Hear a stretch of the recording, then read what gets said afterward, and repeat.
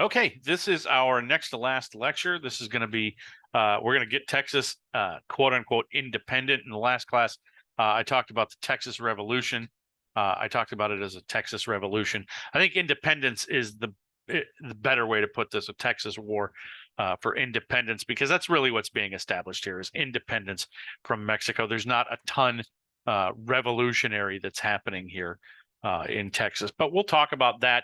And this is going to serve as our springboard into the 1846 war between the United States and Mexico, which is the end of our class. So Texas independence really has its roots in all of those things that we dealt with in the last lecture. The big thing that kicks off Texas's independence movement is the consultation of 1835. As I mentioned, it happens in Austin's colony, San Felipe de Austin. The delegates who are there at the consultation, recall, they're discussing what had just happened at Gonzales, what was happening at Goliad, what was happening at San Antonio, the measures that should be taken, the petitions that had been sent and rejected, and all of that sort of stuff. And quote unquote, what should we do? Okay. Plain and simple. Should we choose a course of war, or what should we actually do? Ultimately, they did officially state a commitment to federalism and the Constitution of 1824, and they also flat out said they held a vote on whether they were seceding from Mexico, and they said we are going to secede from Mexico, and we're going to form a national, quote unquote, army for the, quote, Republic of Texas. Now, the key figures at the consultation of 1835 are the ones that are on the screen here. Branch Archer was a supporter of federalism, and he's going to be the commissioner of the proceedings. Some writings refer to him as the president of the proceedings because he, quote, presided over the consultation, but he's more accurately the commissioner. He's just gaveling things into session and saying, here's what we're going to be talking about today, and he's running the debate. Now, that doesn't mean he doesn't have a say. It doesn't mean he's not kind of directing the show, so to speak, but that's his job. He's the commissioner of everything. The consultation is going to name Henry Smith as the provisional governor, the temporary governor, until we can come up with an actual, quote, provisional government in Texas. Henry Smith is going to be the guy running the show for Texas. They're going to name James W. Robinson on the far left of the screen as Smith's lieutenant governor, and they're also going to pick, as I mentioned in the last lecture, a fairly new arrival to Texas. They're going to choose Sam Houston as the commander of the Texas Army. He was a former politician in Tennessee. He was the governor of Tennessee at one point. He had immigrated into Texas illegally in violation of all of Mexico's laws about what was going on. He had also assimilated into Cherokee society, so he could deal very well, not only with other colonists, but with Native Americans. He was personal friends with Andrew Jackson. In fact, it's said that when Sam Houston announced his intention to come to Texas, Jackson told him, bring with you as many settlers as you can so that you can get as many Anglos into Texas as possible, with the idea that if we get enough Anglo people into Texas, Texas becomes, quote, American by default, and that will be the process for expanding, Jackson said. And when Houston asked him, how far should we go? How far west should we be aiming? Jackson is alleged to have told him that you guys should be aiming for California. So it dovetails very well with what was going on here with Mexico during this period. Sam Houston looks the part. He's physically fit. He's vigorous. He's got a good personality, and he's a very effective orator all the way through his connections in the Republic of Texas until the secession of the state of Texas from the Union in 1861. Now, on the opposite side of all of this, obviously, is the Mexican government. Santa Anna is not only the president of Mexico. Remember, he's a general from the from the War of Independence for Mexico's independence. And he was fighting in the Yucatan in southern Mexico when all of this stuff starts cropping up about the secession of Texas. He had been fighting the same sort of fight in the Yucatan, and he announces essentially, we're not going to allow this. This is not going to happen under my watch. So he says, I'm going to Texas. I'm going to put the rebellion in Texas down personally. And he brings with him a force of 6,000 troops. Now, he does send some of his soldiers west to California to put down a revolt in California that's starting to develop.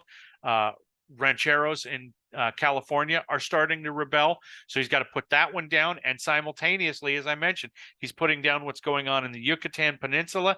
And now he's headed into Texas. So many of the Texans were foreigners as Santa Anna saw it. So for him, this was very personal. He was saying, we're going to make the point that Mexico is going to stay in Mexican hands. It's not going to be an American enclave. It's not going to be separate from Mexico. It's not going to be any of this stuff. So this is kind of explaining why he's so personally vested, why the president would actually lead an army into Texas to do all of this stuff. Now, it was very clear as he's on the march that Santa Anna needed more soldiers. He needed more bodies in the Mexican army. So he does this. He starts conscripting. He starts gathering teenagers and literally just going into towns and saying, all of you, you are now in the army. That's how they're drafted. Despite Santa Anna's well-deserved reputation for military prowess, the guys that he brings in, the conscripts that he brings in, are really not the ideal of a force that's committed to holding on to Texas. He's got 3,000 professionals among those 6,000 total that he has. He's got 3,000 professionals. Now, remember, I've talked about professional armies before. What a professional army means is that these are people who their occupation is being a soldier. That's their job. Okay, so 3,000 of these people are professional, but the 3,000 conscripts are just a sort of hodgepodge. There are teenagers who were absolutely reluctant draftees because, it may be the 1830s, but teenagers aren't necessarily interested in going off to war. They're interested in doing a lot of other things. There were people who were political opponents of the centralists, so they're being forced to serve a centralist president to put down their own supporters. So lots of Federalists are being conscripted and being told, no, you have to go put down other Federalists. About 900 of Santa Anna's force were Mayan Indians. Most of those 900 were actually prisoners of war. So you can imagine they also were not thrilled about being soldiers for Santa Anna. And then Santa Anna rounded out his force by bringing a number of prisoners and criminals in and saying you can either get your jail time commuted or escape jail time altogether by joining with my army. So you can imagine this army is just a mix. It's just a complete mess. About half of the troops are committed to what they do as soldiers. Half of the soldiers aren't really interested in anything other than let's just get through this. Let's get home so we can be done with all of this.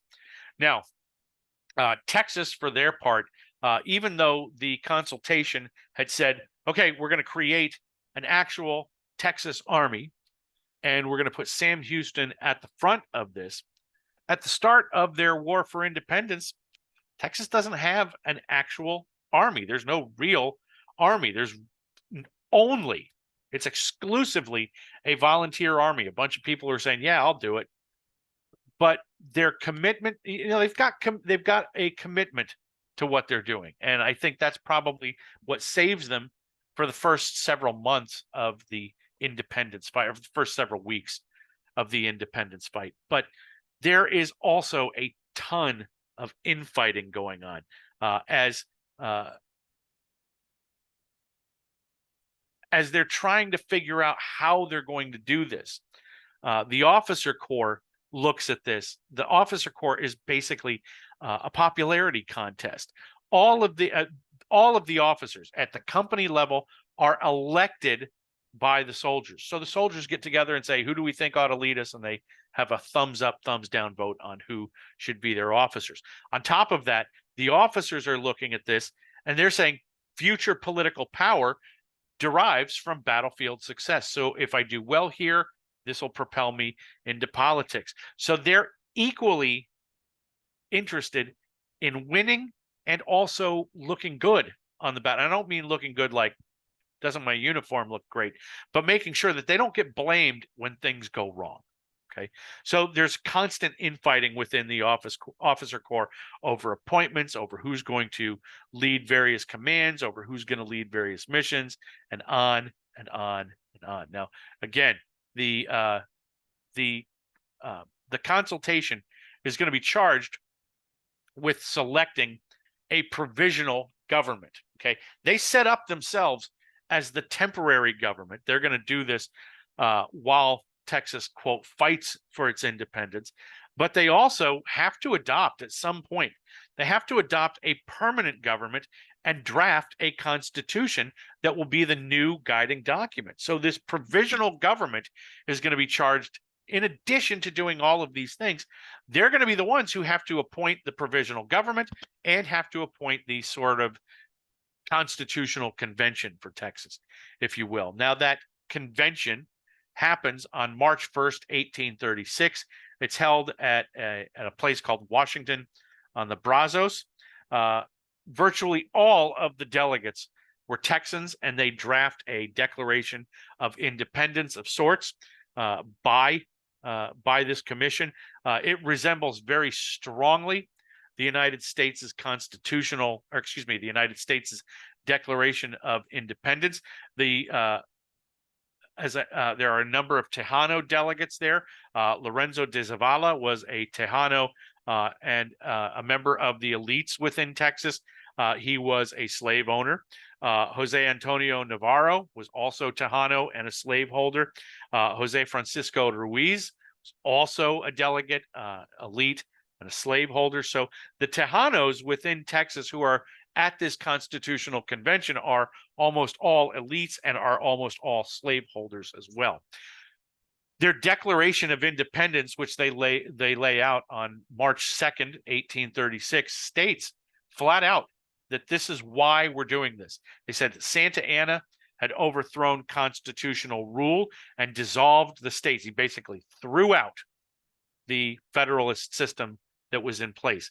And he had also gotten rid of things like trial by jury. He had eliminated religious freedom, the right to bear arms, and all of this stuff. Now, the denial of trial by jury and the elimination of religious freedom, quote unquote, these were things that, again, dovetailed very well with the United States' own Declaration of Independence. So if Americans were on the outside looking in to what's going on in Texas, Americans were very sympathetic to what Texans were doing in terms of declaring independence from Mexico. But another point of contention here was that Santa Anna never actually created an educational system, a national educational system. And they said, look, how are we supposed to, raise our children? How are we expected to make them be quote unquote good Mexican citizens if we don't even have a public education system? So they really they threw that into the mix as well.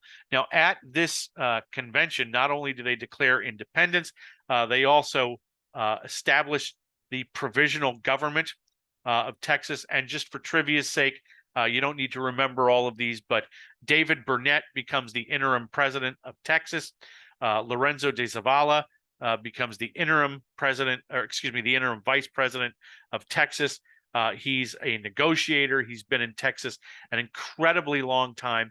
And he's also considered to be a symbol to unite all of Texas. And I think that's a big part of why he's chosen. He's a Tejano, and he's basically there to say that this isn't just white Texans who want to be liberated from Mexico.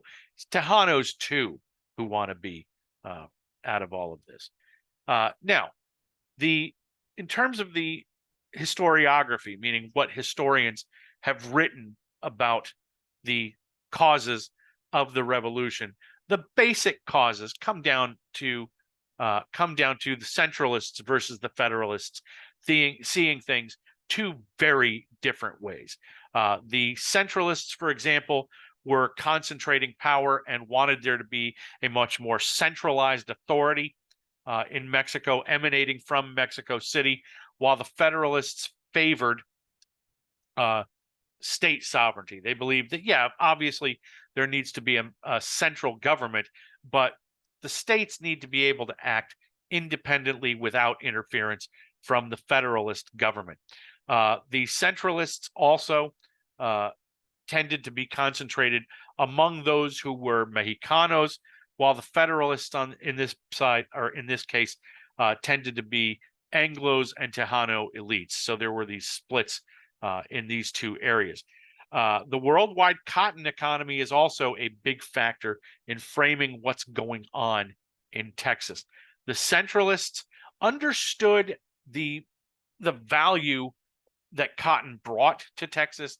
They understood the revenue that cotton brought to Texas, but they also said the cotton economy brought with it a lot of negatives because of the people who are bringing the cotton economy. On the other hand, the Federalists are saying that what we do and in how we create this economy, this is the best protection for Anglos and Tejanos. What we're doing will protect the Texas economy. It will protect the revenue that's being generated. And in so doing, it will protect us all from the centralist tyranny. Okay. And I think that's an important word to use, the T word here. Tyranny is a word that is invoked again, just like it's invoked in the American Revolution. It's being invoked in the Texas independence movement, that there's an unjust use of power here. And that unjust use of power is the thing. Okay. Now, this is all well and good. This is what's being written. This is the basic framework of the debate.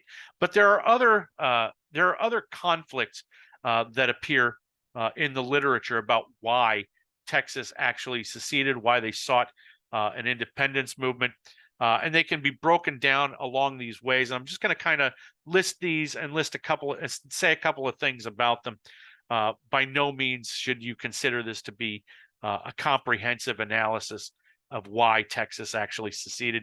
But there are some historians who have interpreted the Texas Revolution, if you will, as a function of quote unquote liberty-loving Anglos. Okay, and this is sort of one of the older interpretations about the Texas Revolution, that the revolution was led, it was a courageous act of liberty, if you will, that these liberty-loving Anglos were following in the footsteps of the founding fathers of the United States, and all they were doing was simply transplanting that American Revolution, which was unquestionably good, they say, to a place like Texas.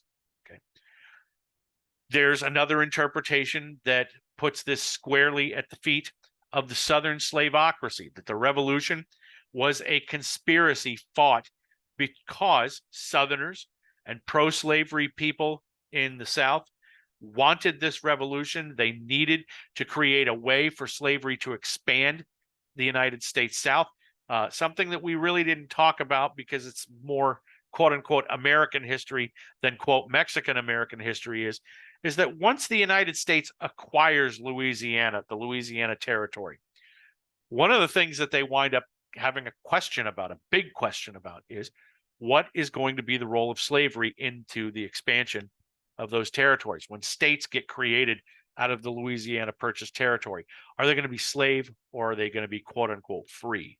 And the solution wound up being a line that was literally drawn across the Louisiana Purchase territory. It was called the Missouri Compromise line, or the 3630 line. And above the 3630 line, all territories would be free. There would be no slavery in those territories. Below the 3630 line, slavery would be allowed if people decided, we want to bring slaves in. Now, the problem with all of that is is that it's kind of hard to conceptualize and kind of move out of the way here on the map that you see kind of behind me. The Louisiana Territory is kind of shaped like a V, and the 3630 line kind of chops off at about a third of the way up that V, if you will. So the overwhelming majority of territory is going to be above the 3630 line. So Southerners, the quote unquote slaveocracy, if you will, Southerners are going to have to be committed. If they want new states, if they want new quote unquote slave states, they're going to have to be committed to expansion. And Texas is a place that they look at and say, we can expand there. That could happen. We can just bring our ideas of liberty, bring slaves in, and it becomes American by default. So the Southern slaveocracy interpretation holds that this is part of the conspiracy that Southern slaveholders were bringing in. There's an interpretation about the constitutional conflicts. They argue that none of this had anything to do with slavery. There was no American imperialism involved in any of this sort of stuff. It is strictly about the Constitution of 1824. It's strictly about Santa Anna taking that Constitution of 1824 and going, you know, it's out the window. We're not doing this anymore. And these Texans, whether they owned slaves or not, whether they supported being a part of the United States, whether Southern slaveholders supported bringing them in, none of that matters. It was Santa Anna throwing out the Constitution that caused all of this. There's an economic interpretation of this, essentially a drive for occupying land, wealth seeking, getting more and more land. It's called the land thesis. That the economic motives to acquire this land, that's what led to the Texas Revolution, such as it was. A fifth interpretation is to preserve longstanding political values. Mexico, the historians of this thesis argue that Mexico had turned their own revolution into another revolution. Mexico could have done things entirely differently. So they argue, the people who talk about this preservation of values thesis, argue that Mexico had to go to war. They needed to go to war to preserve their longstanding political values. The people of Mexico needed to go to war because if they didn't, it would have encouraged rebellion from additional states. So we got to do this and deal with Coahuila y Tejas, or the next thing you know, everybody else is going to be talking about secession.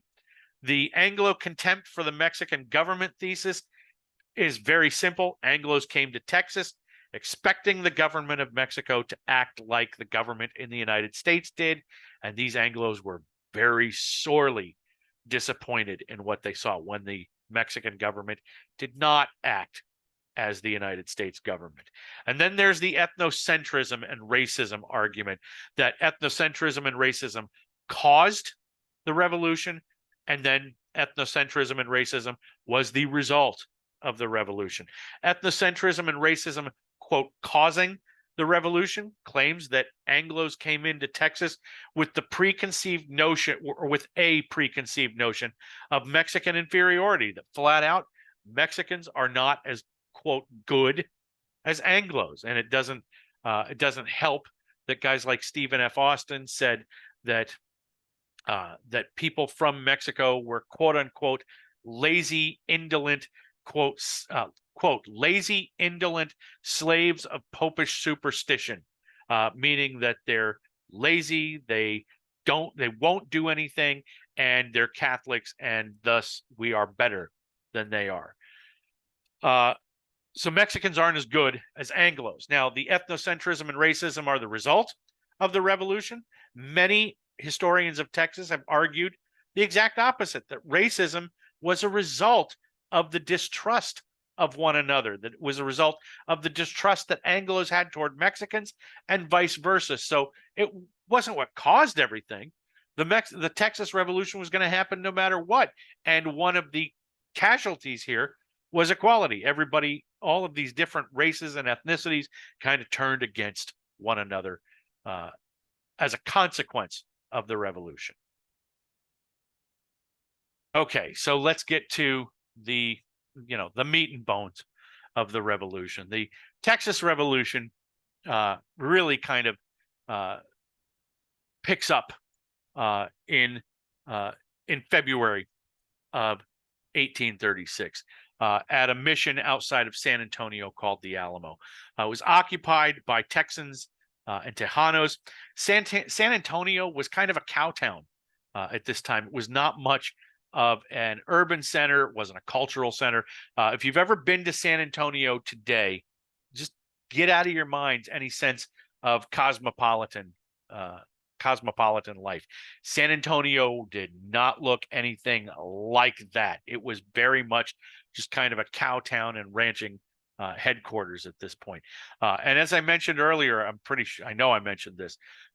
It was pretty much the westernmost point of Texas, since Comanche realistically controlled the area west of San Antonio. Now, Santa Anna arrived at Bear, right outside of San Antonio, on February 23rd, 1836, to find the Alamo fortified. It was insanely well fortified.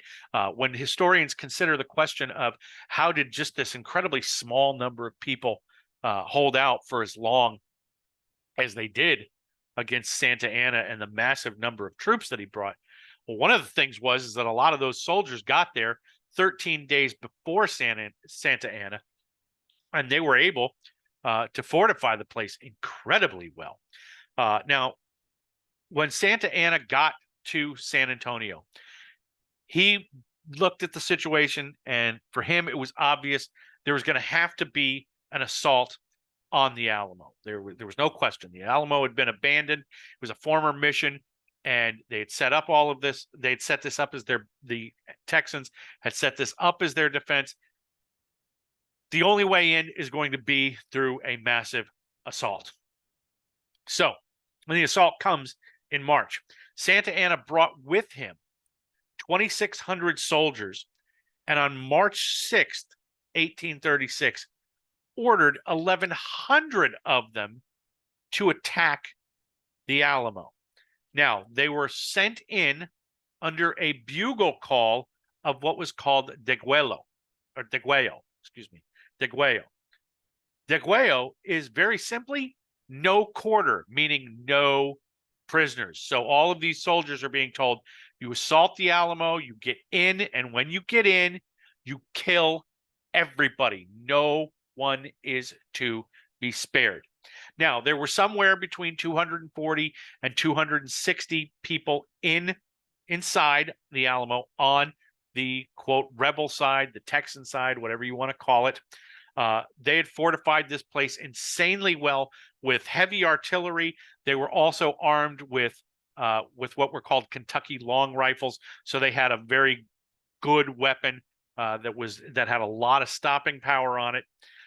Those 1,100 that made the first charge at the Alamo, the people inside took them down and hit them with a very high number of casualties, because of just the absurd amount of casualties that were inflicted on these on the Mexican forces, and the lack of success that Santa Anna had. Santa Anna ordered a second wave of 400 of the troops that he had in reserve and sent them in. And his own subordinates were looking at each other going, this is insane. This is a huge failure. We are not going to win the day here. However, it really is kind of the sheer numbers that caused Santa Anna to win. The battle itself was not a very long battle. It was only somewhere between 20 and 30 minutes. And in those 20 to 30 minutes, Santa Anna lost literally hundreds of men. The official casualty total for Santa Anna was just over 600. 200 dead, 400 plus were wounded. However, many historians have argued that that number is not accurate at all, that Santa Anna suffered upward of 1,500 casualties and consciously downplayed the number of casualties to maintain support. But I mean, if you're there on the battlefield, and I know that sometimes it's kind of hard for us to think about what a battle during this era would look like. But you can tell if there's only 600, and I say only, if there's only 600 casualties versus 1,500 casualties. You can tell the difference there. Now, as far as the consequences of the actual battle, excuse me, as I mentioned, Santa Anna lost literally hundreds of soldiers. The commander of the Alamo, the garrison at the Alamo, was somebody you've already heard of, a guy named William Travis. He was in command. He died very early in the assault. The resistance at the Alamo was, in a word, exceptional. It was something that Santa Anna simply could not have expected. And the reality of the fight, this is why the Alamo is important. The reality of the fight is that it took way more out of Santa Anna and his forces than he could have possibly expected. This group of 240, 250 defenders going up against this nearly 3,000 man strong army just laid waste to Santa Anna's troops. And whether he won or not, he took way more casualties than he was, quote, supposed to.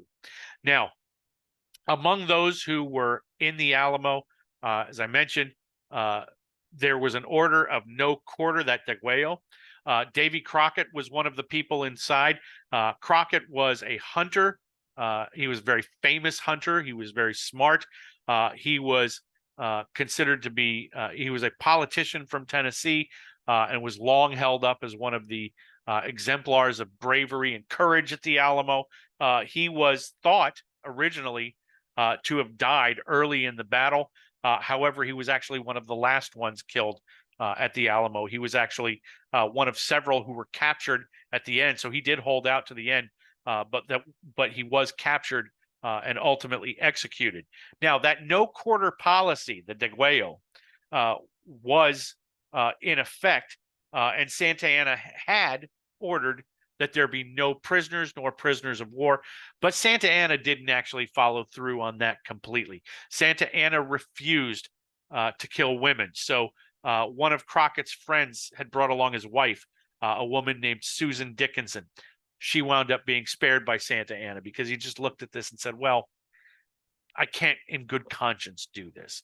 9 Tejanos were actually spared by Santa Anna because they argued successfully to Santa Anna that they were there under duress, that they had been fooled into coming and fighting for Texas. So Santa Anna pardoned them and let them go. Juan Seguin, who we've mentioned already, he was originally part of the Alamo. He was part of the group that laid the defenses for the Alamo, and he was supposed to be at the Alamo. However, William Travis ultimately drafted Seguin to carry messages to other areas, to other groups of soldiers around the region, to try to get them to come and reinforce the Alamo. So he wound up running around behind enemy lines to try to carry these messages. It's likely, I don't like to play what's called counterfactual history, but it's likely that even if he had stayed at the Alamo, if he was not killed in battle, it's likely that he would have been spared because he was actually personal friends with Santa Anna. So Santa Anna most likely would have spared him. Jose Maria Sanchez was there. He was a non-combatant. He was simply there as an observer, so he was also spared. There were a number of others. Carlos Garza was a survivor at the Alamo.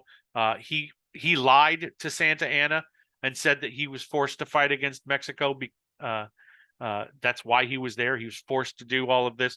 And then Santa Anna also ordered that 2 slaves of William Travis and one of the other people inside, that they should also be spared, because Santa Anna didn't even bother to ask. He just found out that they were slaves, and so he assumed that they were there against their will and did not deserve to die. Remember, Santa Anna, for all of the other stuff that he did, Santa Anna was also an abolitionist, and just didn't think that that was good PR for him if he were an abolitionist to be going around and ordering the execution of enslaved people. Now, the next place, the next important battle in this war is going to be the Battle of Goliad. This is an even worse defeat for the Texans. Far more people actually died at Goliad. Goliad was an abandoned presidio that was going to be used as a defense point. Colonel James Fannin, the guy pictured at the far right, is going to be ordered to defend Goliad. But ultimately, Fannin got to a point where he decided that there was no way. Goliad was not defensible. We don't have enough people. We don't have enough weapons. The facade is not strong enough. So if there's a siege like what happened at the Alamo, the Presidio at Goliad will not stand up. So he said, defeat is obvious, so we're out of here. We're taking off from here. We're going to abandon Goliad. And he decided he was going to make a run for Victoria. Now, as they retreated to Victoria, a Mexican general, Jose Urrea, pursued Fannin and left Colonel Nicolas de la Portilla in charge at Goliad. Urrea caught up with Fannin and his forces in a battle called the Battle of Coleto Creek. This was essentially the Battle of Goliad. And even though Fannin probably had the ability, because of the terrain, to actually mount a pretty decent defense against Urrea's forces at Coleto Creek, Urrea captured him. They defeated Mexico's army, defeated Fannin's soldiers. And for what it's worth, Urrea actually performs way better than Santa Anna during this entire war. But anyway, Urrea's men defeat Fannin at Coleto Creek. Urrea captures somewhere between 400 and 500 of Fannin's forces and marches them to Goliad as prisoners of war, to the Presidio at Goliad. Now, Urrea also had orders to proceed elsewhere, so he couldn't be carrying around. He couldn't be go back out on the march with nearly 500 prisoners of war. So he's decided, I'm going to leave these people at Goliad. Now, Santa Anna had also declared that when it came to any Texas garrison, when it came to the Presidios, there was to be no quarter for anyone. Now, Urrea disagreed with this policy, and he told Nicolas de la Portilla, that he did not agree with the policy of no quarter. However, as soon as Urrea left, Santa Anna got to Goliad and, in a fit of rage, ordered Portilla to execute everybody, all of the prisoners from the Battle of Coleto Creek. Portilla complied, and for the most part, 312 were, almost 345 were ordered to be executed, and that execution is depicted at the bottom of the screen here. 312 were actually executed via firing squad. However, you can see all Portilla did was he lined everybody up and subjected them to a firing squad. And about 30 of those who were ordered to be executed suffered non-fatal, in some cases, merely superficial wounds. So as soon as the firing started, they took off and they escaped into woods around Goliad, and they were safe. They ran, they fought, they ran off, and they lived to fight another day. So this wound up being a massive execution, but it also did something else. Remember, the battle of the Alamo was important because it took a lot out of Santa Anna. Okay, the Battle of Goliad is important because Urrea was pretty angry about this. Urrea believed that Santa Anna was being way too vindictive in all of this stuff, and started to think that maybe Santa Anna was, maybe a little in over his head. But it also had a problem in that it galvanized Texans. Texans were furious over this execution of these these prisoners of war, and they basically said, "We're not letting this happen again." And we're going to see that in the next engagement after Sam Houston takes command of the army. Now, remember, following the convention in March that created the provisional government, Sam Houston was given command of all Texas troops. Now, this was important because it created a unity of command. And this was something that had been lacking in the Texas effort in terms of all of the things that Texans were doing in January and February of 1836.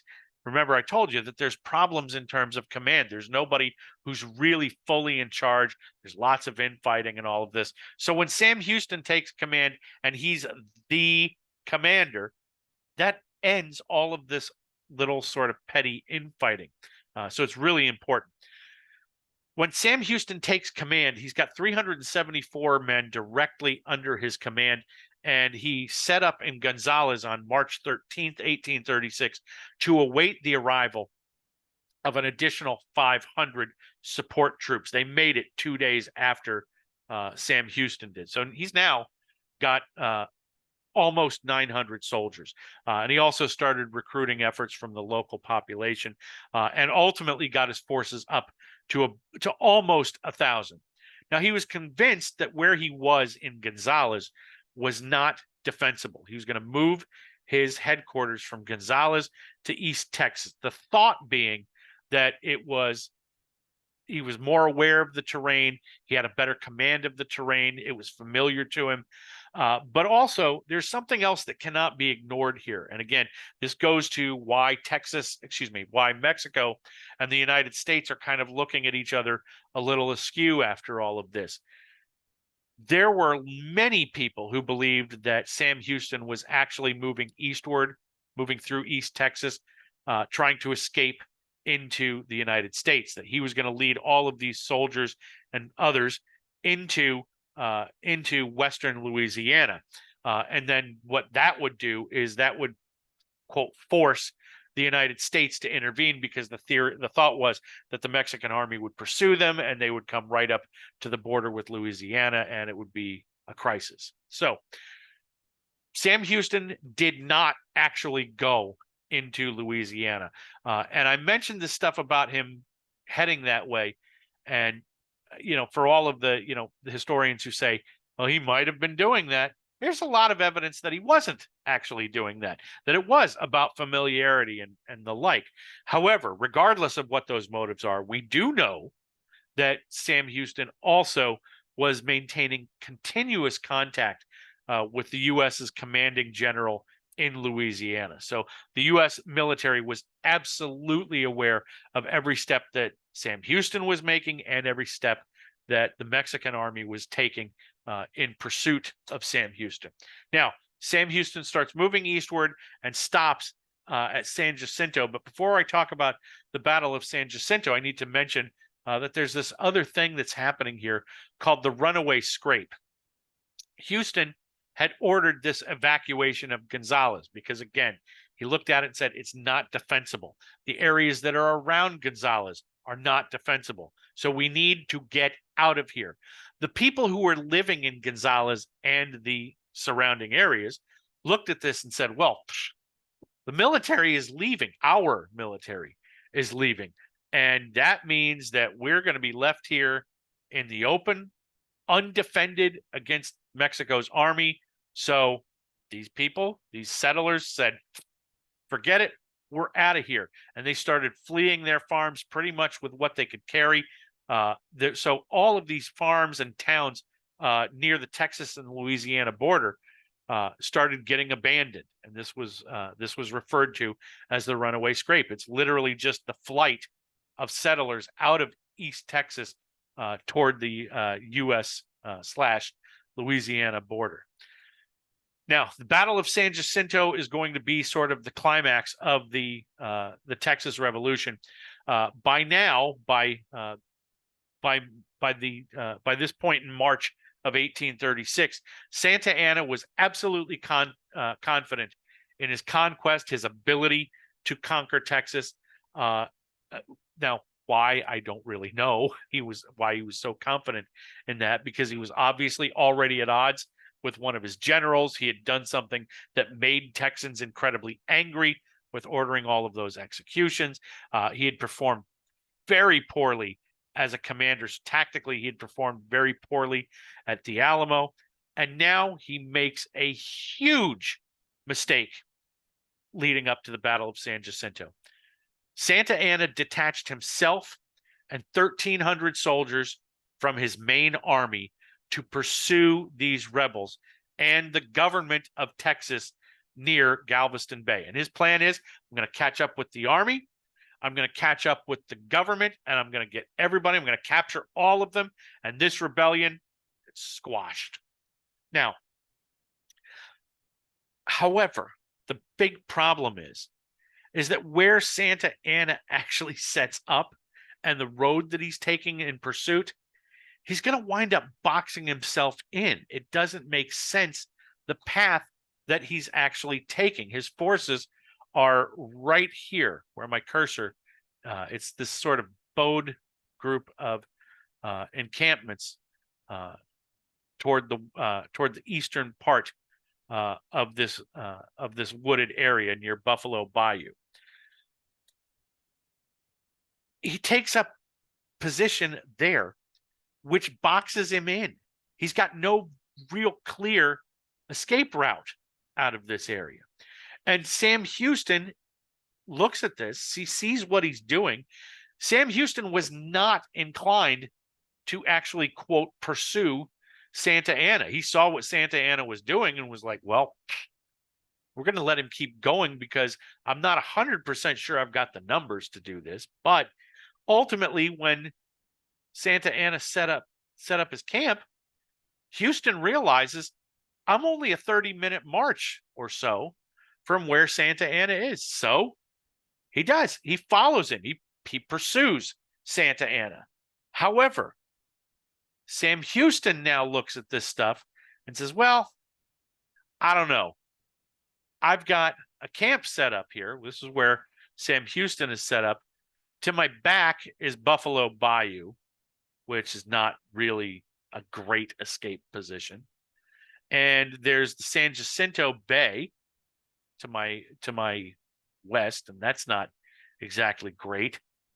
So he's not sure whether he should actually attack Santa Anna. Now, Santa Anna is absolutely convinced that an attack is imminent. There's only one way that this plays out, and it's Sam Houston attacking him. So Santa Anna is readying himself. He's thinking they're going to attack any second. They waited. Santa Anna is there on April 19th. Houston catches up with him on April 20th. And on April 21st, Santa Anna is still sitting there going, well, when's the attack coming? What are they going to do? Why are they waiting? And finally, Santa Anna thinks, well, they're not here to fight, so what are we doing? Sam Houston is watching this and watching Santa Anna act as if no attack is imminent. And this, on some level, gave Sam Houston the decision. He looks at this and he goes, well, now is the right time to attack then. So he gathered his nearly 1,000 forces and advanced on Santa Anna and starts approaching toward where Santa Anna is actually encamped. Now Sam Houston had artillery at the front and brings his soldiers around to the east. And what that does from the standpoint of of tactics is it cuts off any possibility of Santa Anna being able to escape. Now, there is a huge contingent of Tejanos at this fighting with Sam Houston. Huge contingent led by Juan Seguin, and they perform brilliantly in this fight. Once again, Santa Anna loses dramatically. This is, again, a short battle, maybe 15 minutes, somewhere in the area of 12 to 15 minutes. But Santa Anna is absolutely decimated by Sam Houston's men. He tried to retreat. Santa Anna did. And when I say retreat, he tries to fall back, but he's falling back into woods. That's all there is. So he's blocked off by these woods, and they are caught. They are captured by Sam Houston and his men. Santa Anna loses 650 dead, 208 wounded. It's an enormous catastrophe. On top of that, it was estimated that 80% of that 650 who died, 80% of them were killed after the battle was actually over, because Houston caught them off guard, and there were a lot of people who looked at those Mexican soldiers and said, they gave us no quarter, so we're giving them no quarter. That's why that number is so high, the 80% of those 650 killed. On top of that, there were 730 soldiers, Mexican soldiers, that were captured and labeled as prisoners of war. Now, as far as Sam Houston's forces, there were a grand total of 9 dead and approximately 30 wounded, including Sam Houston himself, who got shot in the ankle during this engagement. But this is a catastrophic defeat for the Mexican army. Now, as far as Santa Anna goes, I'm sure some of you have heard the story of Santa Anna losing his prosthetic leg. Santa Anna was actually captured the day after the battle was actually over, and he was captured in a very weird way. This painting here doesn't really give it the credibility that it deserves, but Santa Anna he was wearing his Mexican army uniform and stripped off all of his medals, stripped off all of his regalia, so that he appeared to be a private to try to escape what was going to happen. And one of his own soldiers gave him up, said, no, that's him. That's Santa Anna right there. So Santa Anna is captured. Now, the majority of Texans within Sam Houston's forces and the leadership of Texas, most of them, make no mistake about this, wanted Santa Anna to be executed. And they wanted him executed. They wanted him to be executed in a pretty gruesome way. They wanted him executed via quartering. And what happens in quartering is they take the victim and they tie a limb, so each of the arms, each of the legs, to a horse, and then they smack those horses so that the horses go running off, and then they tear the body apart. So that's how Texans wanted Santa Anna to be executed. Now, Sam Houston did not want Santa Anna to be executed, because Sam Houston believed that Urrea was still proceeding eastward, and that there would be another engagement between the Texas Army and Urrea, and first of all, he didn't want this engagement to happen, and secondly, he didn't want Urrea to be so angry over the execution of Santa Anna.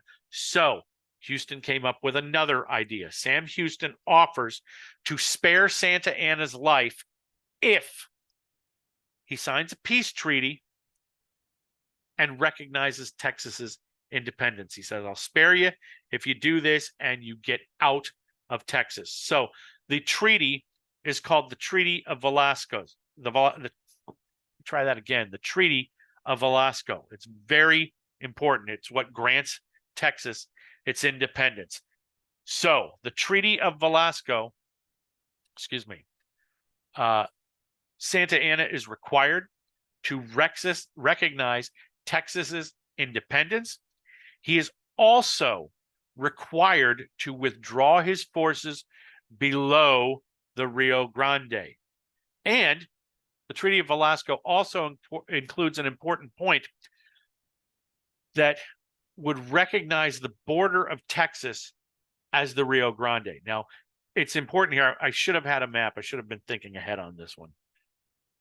There is not a single map of Texas at any point in Spanish or Mexican history. There's no map of Texas, no map of Coahuila y Tejas, none of it that's had the border at the Rio Grande. Every map of Texas had the border at the Nueces River because of its connection and its proximity, it being the sort of road, if you will, from Corpus Christi to San Antonio. So the Nueces River had always been the boundary, but now Texas is saying we want the boundary recognized at the Rio Grande. Now, okay, so be it. Urrea found out what was going on, and he was angry about all of this stuff. He wanted retribution.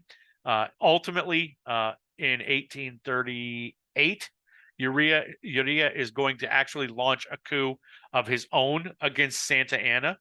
The Treaty of Velasco is also going to promise, quote unquote, to seek diplomatic recognition of the Texas government. So Texas would be independent, and Santa Anna signs this. Now, as far as how Mexico views this, the Mexican Congress gets a hold of the Treaty of Velasco, and they, even though they don't like Santa Anna, they're not happy with him. They refuse to recognize the Treaty of Velasco. Mexico refuses to recognize it because they look at this and say, whether Santa Anna is a jerk or not, this treaty was obviously signed under duress. We cannot recognize this treaty. So we're not going to do it. We don't care what Santa Anna said. We don't care what he agreed to. We do not recognize it. As far as the real government of Mexico is concerned, they say Santa Anna is not it, and we do not recognize Texas's independence nor any of the provisions of the Treaty of Velasco. Now, as far as Santa Anna, he is actually sent home to Mexico on a ship known as the Invincible. I think there's a little bit of irony in all of that stuff. The people there in Mexico City greeted Santa Anna with mixed feelings. And they kind of looked at him as the new monster in Mexico, if you will. He was trouble for them as they saw it. Now, unfortunately for Tejanos in the new Republic of Texas, the newly christened Republic of Texas, they were incredibly important in Texas winning its independence. They were incredibly involved in the independence fight. Juan Seguin, as I mentioned, was responsible for giving Sam Houston virtually all of the intelligence that he was able to get to check what Santa Anna was doing, to check what Urias was doing. He led a specialized unit. Seguin did. Sam Houston definitely, absolutely did not want Seguin to be killed in battle, so he tried to keep him separate and separated from the fights. One of the realities of how this war affected Tejanos was seen in the Esparza family that was fighting at the Battle of the Alamo. Gregorio Esparza was killed by his brother Francisco. Gregorio was in the Alamo defending Texas, while Francisco Esparza was with Santa Anna's troops and was fighting outside of the Alamo. We've got, as I mentioned a few moments ago, we've got Lorenzo de Zavala, an administrator, a very important part of the various movements to separate Texas from Mexico. He's the first vice president of Texas. I've mentioned guys like Jose Francisco Ruiz, Navarro, and all. The problem is that when Texas becomes independent and they create their new constitution, they very specifically limit the rights of Tejanos in the, quote, Republic of Texas. So much so that Juan Seguin is unquestionably, without a doubt, there's no debate about this. Seguin is a genuine hero of this war, if you want to call somebody that. He's a hero of this war, but he felt that in the Republic of Texas, things were so against the Tejanos that he took advantage of his friendship with Santa Anna and ultimately moved back to Mexico City because he said that he truly believed that he would be killed if he stayed in Texas. So while Texas becomes independent, it's not exactly a great ending for the Tejanos. Now, that other provision, one other provision here that I've mentioned here, is that Santa Anna was required to withdraw below the Rio Grande and recognize the Rio Grande as the border of Texas. I mentioned that no maps actually existed that showed anything that would suggest the Rio Grande should be the border of Texas. But in 1845, Texas is going to be annexed by the United States. This is kind of our lead-in to our last lecture. Texas is going to be annexed by the United States in 1845 via a joint resolution. And Texas is going to state our southern border is the Rio Grande. And Mexico makes it clear that, number one, we have never accepted the legitimacy of Texas's independence. And secondly, even if we are going to say, okay, fine, we'll just admit that, 9 years have gone by, we're not ever going to get Texas back. Texas is yours if you want it. We are not willing to give up the Rio Grande. So Mexico makes it very clear to American policymakers. You annex Texas, that's problematic for us.